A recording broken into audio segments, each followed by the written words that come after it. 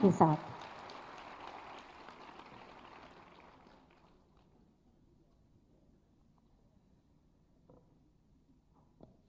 राष्ट्रीय पोषण माह कार्यक्रम के शुभारंभ के इस अवसर पर आयोजित आज के इस समारोह में महिला और बाल विकास विभाग एवं पुष्टाहार विभाग की मंत्री श्रीमती बेबी रानी मौर्य जी, विभाग की राज्य मंत्री श्रीमती प्रतिभा शुक्ला जी, प्रदेश के मुख्य सचिव श्री दुर्गा शंकर मिश्र जी, सचिव बाल विकास एवं पुष्टाहार श्रीमती अनामिका सिंह जी,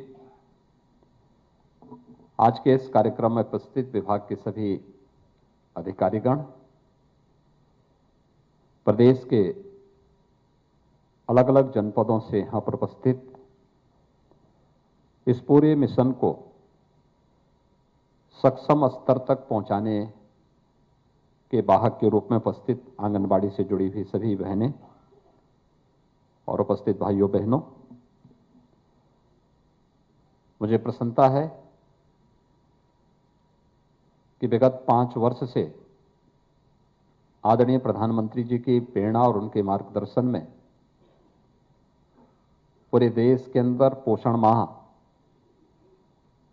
जिस मजबूती के साथ आगे बढ़ा है, उत्तर प्रदेश ने उसमें काफी बड़ी सफलता प्राप्त की है।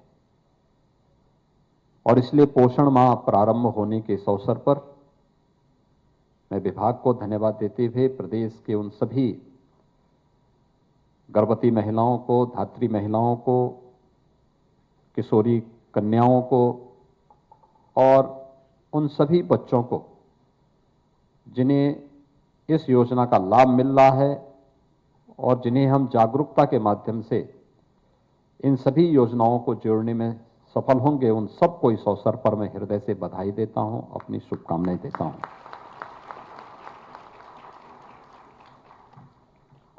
आज का ये कार्यक्रम अपने वर्तमान और अपने भविष्य को पोषण से युक्त करने, उन्हें सक्षम बनाने का भी एक अभियान है।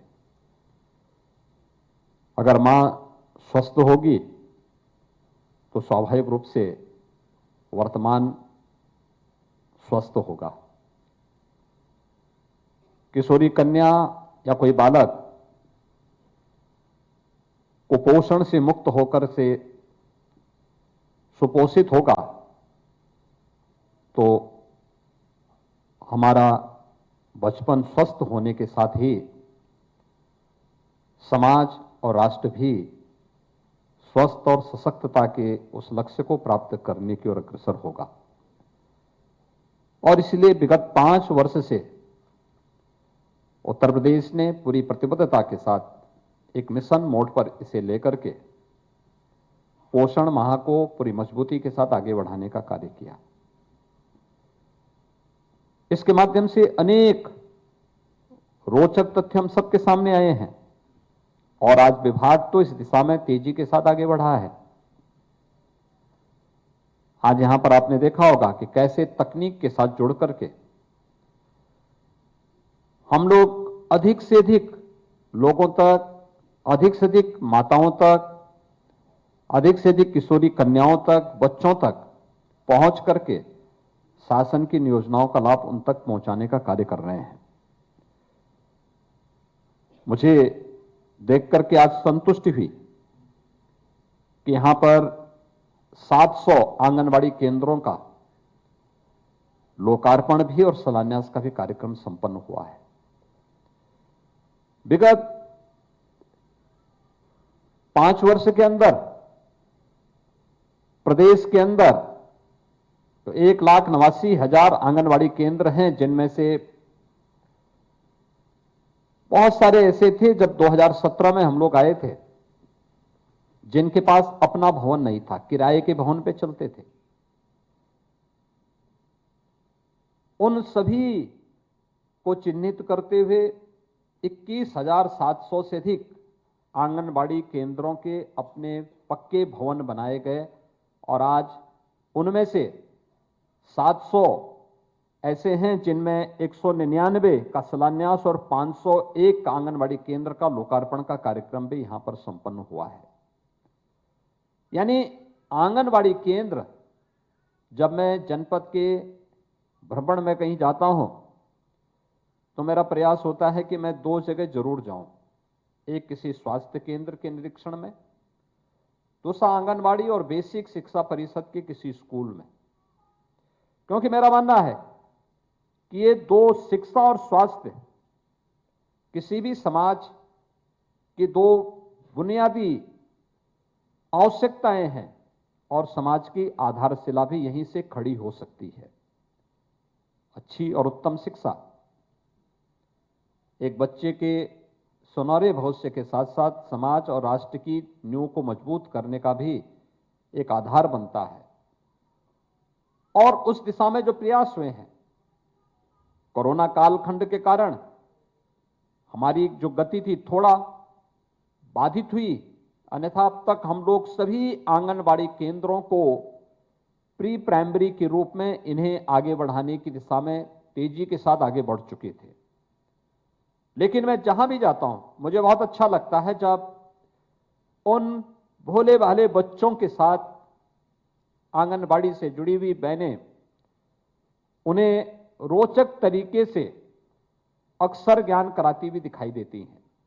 और मैंने कई जगह इसका उदाहरण भी दिया कि मैं एक जगह जब आंगनबाड़ी केंद्र में गया था तो मैं वहां देख रहा था लगभग 25 से 30 बच्चे थे, और वे बच्चे वहां पर उनके साथ में जो गुनगुना रहे थे, वहां पर कैसे अक्षर ज्ञान कराया जाता है, कैसे शब्दों का ज्ञान उन्हें कराया जाता है, ये सब मैं वहां देख रहा था। और मैंने देखा कि कितनी सहजता के साथ उन बच्चों को बताया जा रहा था।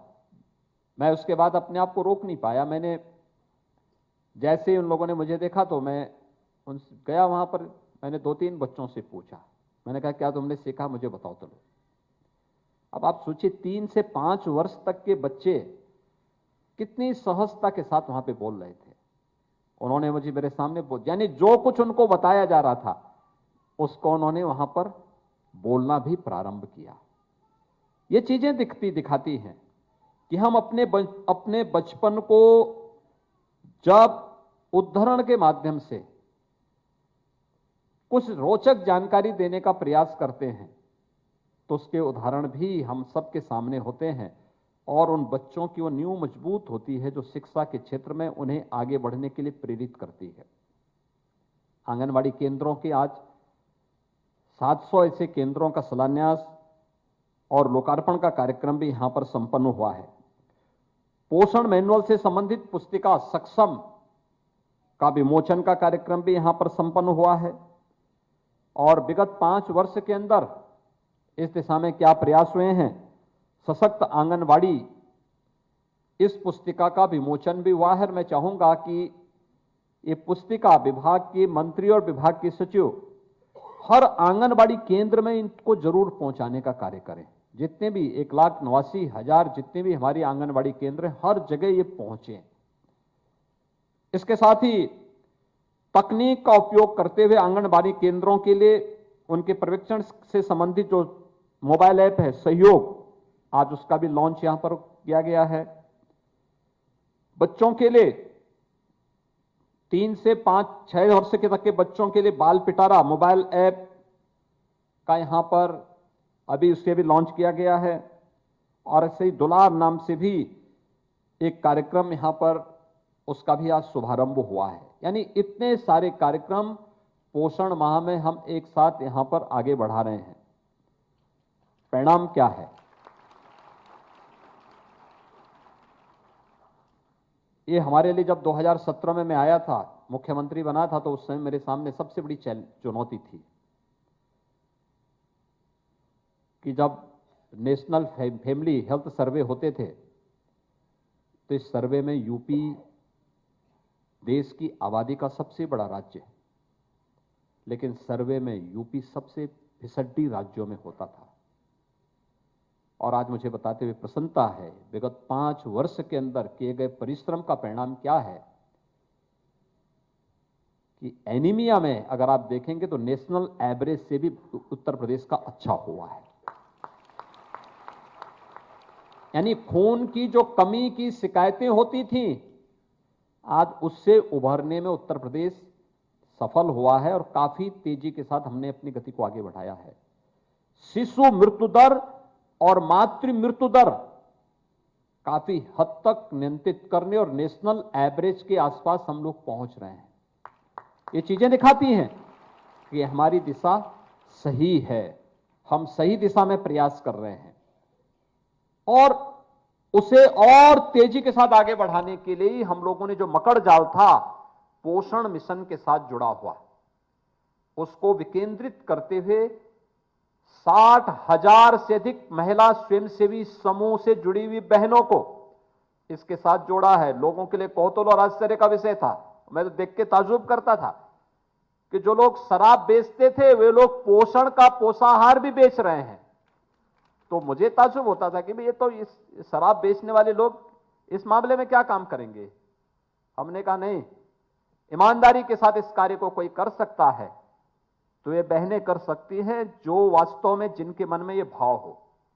और इसीलिए महिला स्वयंसेवी समूह 60,000 से अधिक प्रदेश भर की महिला स्वयंसेवी समूह ने इस जिम्मेदारी को अपने ऊपर लिया है और इसे हम सफलतापूर्वक आगे बढ़ाने का कार्य कर रहे हैं। आज हर जनपद में नए नए प्लांट लग रहे हैं उनसे जुड़े हुए।